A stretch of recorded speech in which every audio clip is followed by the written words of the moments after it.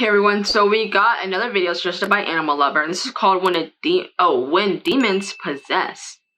If anything, that's one thing that creeps me out, is that whole type of demon stuff. It just really freaks me out. I had to close my eyes because I didn't want to like try and envision what I was seeing.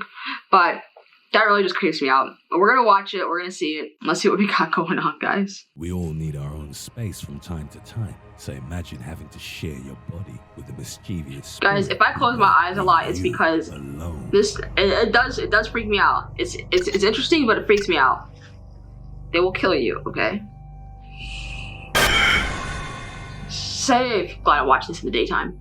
Today's video was requested by Talon Ozcan. If you have any other topics you'd like to learn about, subscribe and let us know in the comments section below.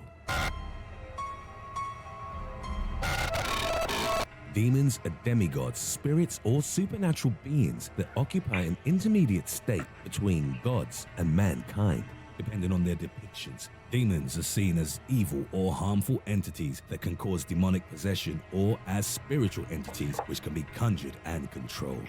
The word demon is derived from the Greek demon's word face on a girl's vagina, which didn't initially have connotations of malevolence or evil, as it stems from eudaimonia, meaning happiness or good spiritedness. I know it's supposed to be serious, but that just made me laugh. And misinterpretations have led to demons being represented as evil. In many religions and occult traditions, the existence of demons remains an important aspect. Their supposed ability to possess people is one of the main aspects that makes demons feared in cultures around the world. Number 5. The incident in Rio de Janeiro. A video of a man whom many argued appeared to be possessed by the devil has been circulating the internet since March 2017. The footage shows a wounded man at the Miguel Couto Hospital in Rio de Janeiro, Brazil, terrifying staff by pacing around the hospital, bent backwards. He'd apparently been shot in the face. Blood was pouring out of the gaping wound on his face as he screamed in a raspy voice while strutting on the corridors. Witnesses claimed that he seemed to be possessed and staff were afraid to approach him. They recorded him from a safe distance, attempting to calm him down so that they could begin to treat him. Number 4. The incident in Peru. May 2016, approximately 80 children from the Elsa Pereira Flores school in northern Peru experienced what the locals called a case of mass demonic possession. What? Aged 11 to 14, they described visions of a man in black trying to kill them. Many of them fainted, began vomiting, or suffered severe muscular convulsions. It began in April and quickly spread. Footage shows barely conscious children repeatedly screaming while appearing delirious. An unnamed student said it was a tall man dressed in black with a big beard, and it felt like he was trying to strangle me. One schoolgirl was seen holding her neck as if someone was strangling her while screaming, "Take it out!" Apparently, the school was built on a mafia graveyard, and bones as well as bodies have allegedly been found there. Some say this is behind these events, while others believe that the kids played games involving Ouija boards or other rituals and invoked They could have done stuff at home. You know, that's true.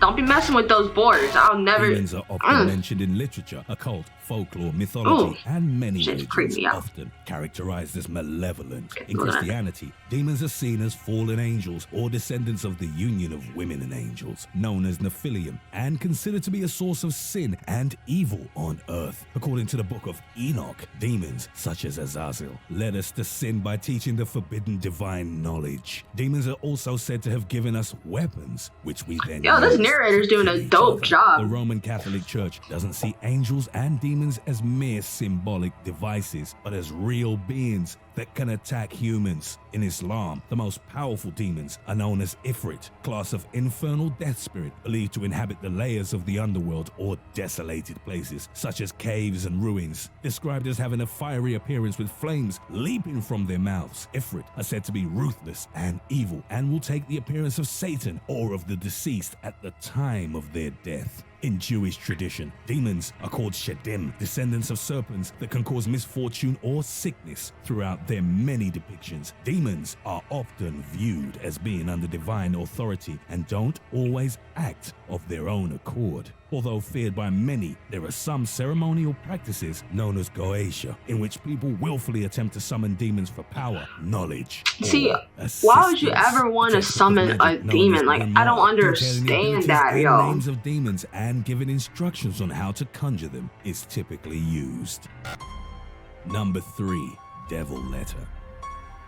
A letter written in the 17th century by a Sicilian nun claiming she was possessed by Lucifer was translated in September 2017. One morning in 1676, Sister Maria Crocifissa della Concione, born Isabella Tomasi, awoke at the convent covered in ink with a letter in front of her that had been written in code. She told the other sisters that she'd been possessed by the devil and forced to write it. The letter was displayed at the convent, and the generations of nuns that followed failed to decipher its meaning. In 2017, a team of researchers from the Ludum Science Center in Catania, Sicily, used software to finally crack the code. The letter revealed disturbing messages about the relationship between man, God, and Lucifer. God, Jesus, and the Holy Spirit are described as deadweights, and it also says that God thinks he can free the mortals. It goes on to say God is a human invention, part of a system that doesn't work for anyone. It's commonly believed that people can be harmed by demons through obsession when the demon acts externally, or possession when it acts internally. In Christianity, possession is believed to derive from the devil or other lesser demons. Through possession, victims become agitated, utter blasphemy, gain access to hidden knowledge, and speak in foreign tongues. It's also characterized by convulsions, fainting, and erased memories. Some reports detail the sudden appearance of lesions or injuries such as scratches or bite marks. I have heard of that. In both facial and then they also break their own bones sometimes. Of superhuman strength. Those possessed have no control over the possessing entities that torment them until death, or they're forced to leave through exorcism and other rituals. The oldest references to demonic possessions come from the Sumerians. They believed that all of the ailments plaguing the body or the mind were caused by Gedim or sickness demons. There's numerous cuneiform clay tablets containing prayers to deities asking for protection from demons. Demonic possession is also present in shamanic cultures, and shamans perform exorcisms. Diseases are thought to be caused by the presence of a vengeful spirit in the patient's body. Number 2. Numerous fictional works, including Scott Derrickson's 2005 film The Exorcism of Emily I haven't seen this one. have been loosely inspired by the story of Anneliese Michel. This German lady had been suffering from epilepsy and mental illnesses which progressively worsened throughout the course of her life. As a teenager in 1973, Anneliese became suicidal and started hearing voices and displaying a fear of religious symbolism and artifacts. She began self-harming and apparently ate insects and even drank her own urine. Any help she received in various psychiatric institutions didn't do much to improve her condition. She began believing she'd been possessed by demons and asked her parents for a priest. Local priests performed almost 70 exorcisms on her, some lasting up to 4 hours for 10 months between 1975 and 1976. At one point, she stopped eating or consulting her doctors and relied solely on exorcisms. The rites, however, weren't enough to save Anneliese from her demons. She died in her home in July 1976. At the time of her death, she only weighed 68 pounds, and both her knees were broken due to continuous prostrations. Anneliese's parents and the priests that performed the rites were charged by the German state with negligent homicide, arguing that she died from starvation and neglect. The exorcism tapes were presented during the trial. According to the priests, the demons possessing Anneliese identified themselves as Nero, Hitler, Cain, Judas Iscariot, Lucifer, and others. Nobody served any jail time, and Anneliese's case has been labeled as a mixture of abuse, religious hysteria, negligence, and misinterpretation of mental illness. Depending on the culture, there's various prayers, talisman, icons, symbols, or gestures that people use to ward off demons. In the case of demonic possession, the religious or spiritual practices of driving away a demon or malevolent entity from a person or area is known as an exorcism. The exorcist might perform rituals, cause the possessing entity to swear an oath, or command it to leave the body or place in the name of a higher power. Despite being an ancient practice, exorcisms are still integrated into the belief systems of many religions and cultures. The possessed are absolved from the responsibility of their actions because they're believed to be unwillingly controlled by demons. Exorcisms are regarded as a form of treatment, and aside from using restraint, let's take a second to just have a nice little prayer. Dear God, please forgive me for all my sins. Please renew my spirit. I love you so much. Please protect me. Please look over me. Please protect me from anything that's outside that's trying to give me harm.